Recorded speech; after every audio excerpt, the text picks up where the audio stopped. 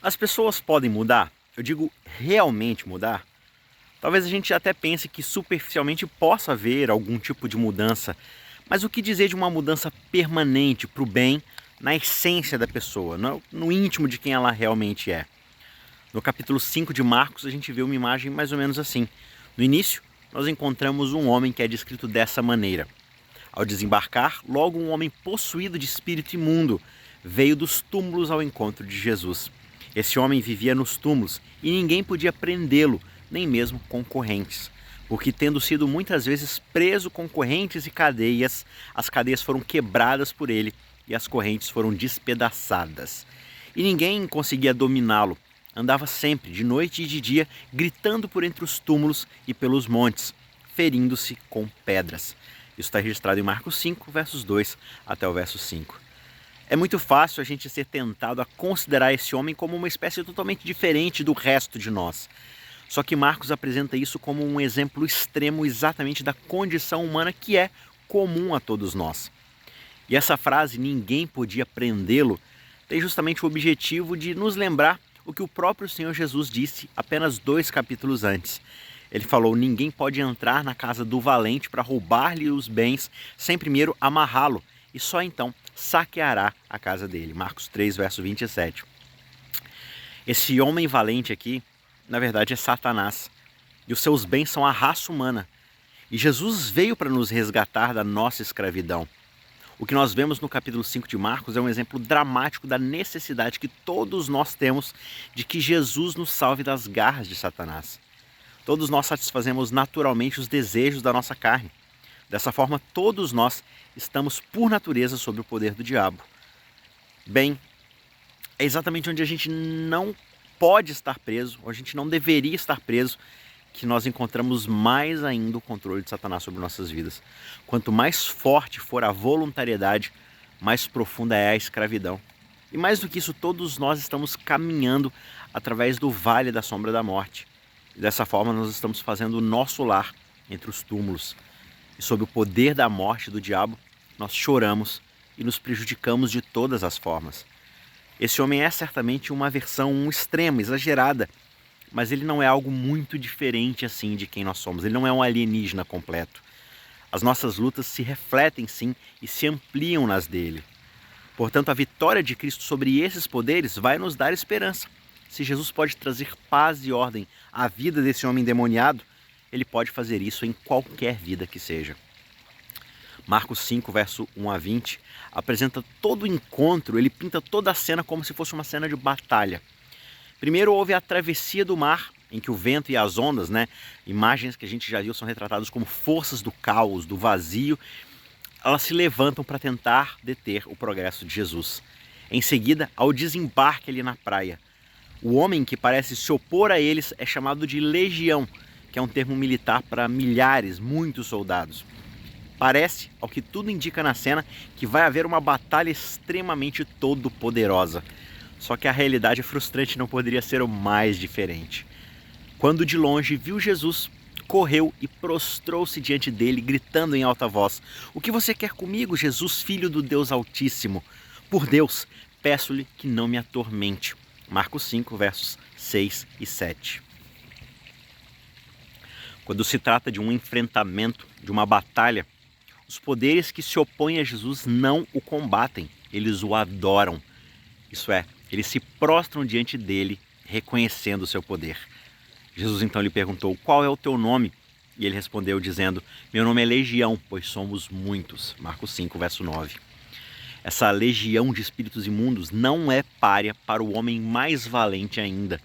Assim como ele tinha comandado o vento e as ondas, agora ele comanda essas forças malignas. Eles imploram que Jesus os envie, e alguns porcos próximos, espíritos imundos, procuram animais imundos. E quando Jesus concede o pedido deles, nós vemos o poder maligno desses demônios. E Jesus o permitiu.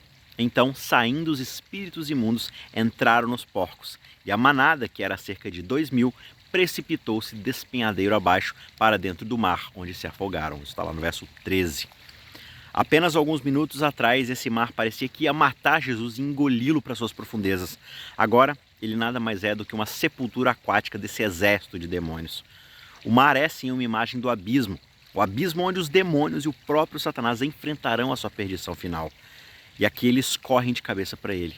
E seu efeito sobre todos aqueles que ele influencia é o mesmo desejo de morte autodestrutiva. Mas agora que a legião se foi, qual então vai ser o resultado?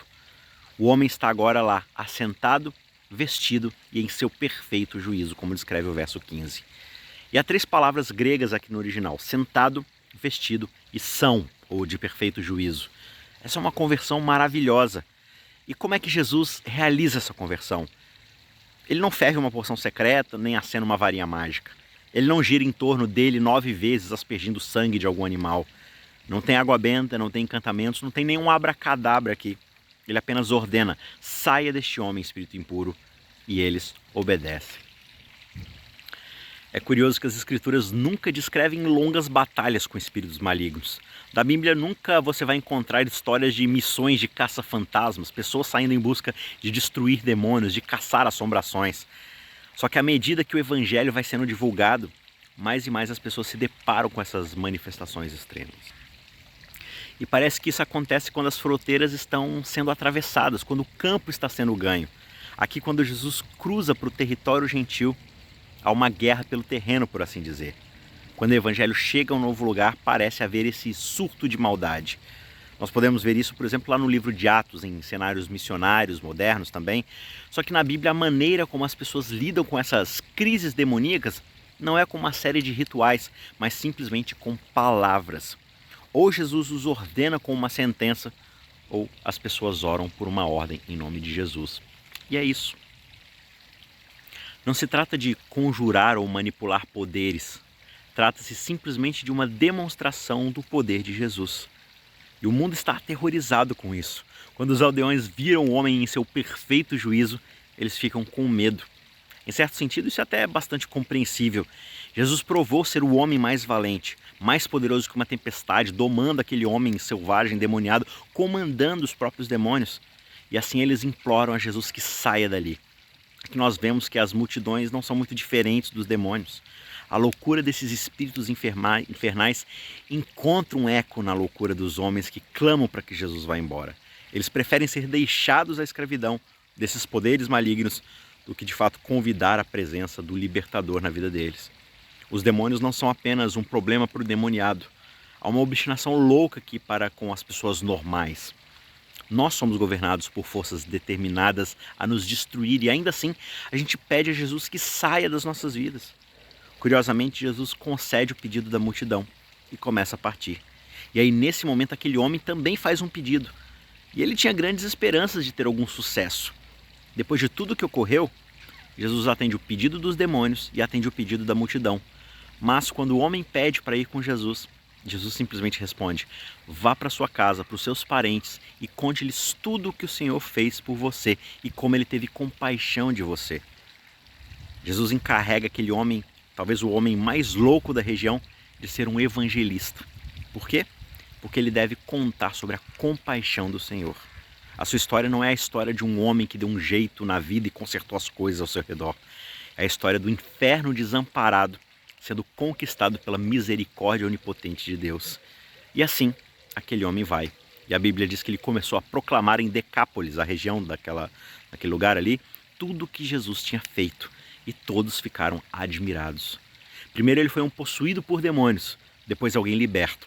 E finalmente ele se tornou um evangelista, um pregador. Ou seja, as pessoas podem mudar. Ninguém é uma causa perdida para Jesus.